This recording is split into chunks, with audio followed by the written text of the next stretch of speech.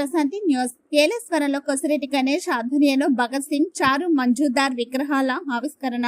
కాకినాడ జిల్లా ప్రతిపాడు నియోజకవర్గ ఏలేశ్వరం వినోద్ మిశ్రా నగర్ లో షహీద్ భగత్ సింగ్, కామ్రేడ్ చారు మజుందార్ విగ్రహాల ఆవిష్కరణ CPIML Vinod Mishra party organizing committee కార్యదర్శి కొసిరెడ్డి గణేశ్వరరావు విప్లవ యోజన కమిటీ ఆధ్వర్యంలో ఘనంగా నిర్వహించారు. భారతదేశ స్వాతంత్ర్యం కోసం ఉరికంబాని ముద్దాడిన షహీద్ భగత్ సింగ్ మరియు భూమి కోసం, భుక్తి కోసం, విముక్తి కోసం అమరుడైన కామ్రేడ్ చారు మంజుదార్ విగ్రహాలను మేలుకో Andhra Pradesh co convener Ramesh Patnaik, AP, Orissa ఆదివాసీ గిరిజన సంఘ అధ్యక్షులు చండ భూషణం ముఖ్య అతిథులుగా హాజరై ఆవిష్కరించారు.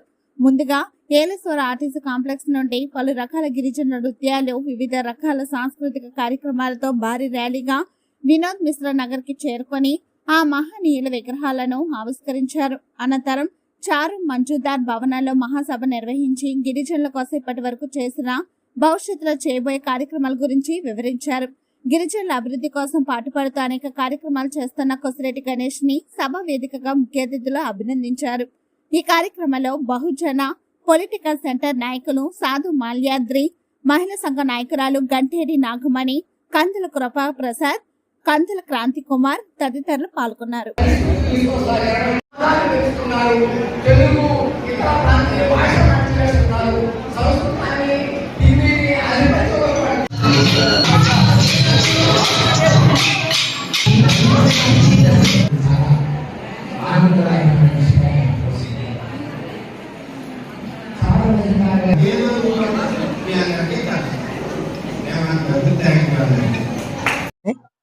ఈరోజు చారు మజుందార్ గారి అలాగే కామ్రేడ్ భగత్ సింగ్ గారి విగ్రహావిష్కరణ కార్యక్రమం జరిగింది.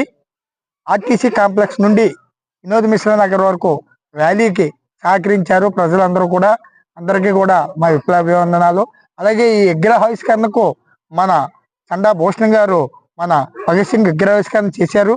అలాగే మన పట్నాయక్ గారు ఇక్కడ మన చారు మజుందార్ గారి విగ్రహావిష్కరణ చేశారు.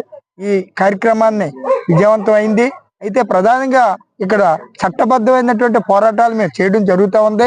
అనేక మందికి భూ పోరాటాల్లో, ఇళ్ల స్థలాల్లో కూడా మేము చట్టబద్ధంగానే విజయం సాధించడం జరుగుతుంది. అడవిలో ఉన్నటువంటి అడవి బిడ్డలు కొండపోటు భూముల మీద కూడా పోరాటం కొనసాగిస్తా ఉన్నాం. అక్కడ కూడా చట్టబద్ధంగానే మనం సాధించడం జరుగుతుంది. మనకి ఆహ్వానించినటువంటి మిత్రుడు గణేష్ గారికి ప్రత్యేకమైనటువంటి అభినందనలు. ఈ ప్రాంతానికి నాకు చాలా గట్టి అనుబంధం ఉంది. At the same time Ganesh నేను ఇద్దరం కూడా ఒకానొక దశలో చాలా కష్టాల్లో కూడా కలిసి ఉన్నాం అనేటటువంటిది. అందుకోసం నాకు ఆప్తమిత్రుడు, బంధువు కాదు, ఆప్తమిత్రుడు. ఆపదల్లో కూడా చూసుకునే వ్యక్తిని మన ఆప్తమిత్రుడు అనుకో. అలాంటి వ్యక్తి ఆయన నాయకత్వంలో ఇది జరుగుతున్నటువంటి కార్యక్రమానికి నేను తప్పుకోవడం అనేటటువంటిది నాకు సాధ్యం కాదు. అబద్ధాలు ఆడను కూడా, ఆయనకి తెలుసు అబద్ధాలు ఆడాడనేది. అందుకే నేను నా బాధ్యతగా నేను మిత్రుడు ప్రోగ్రాంకి నేను వచ్చాను.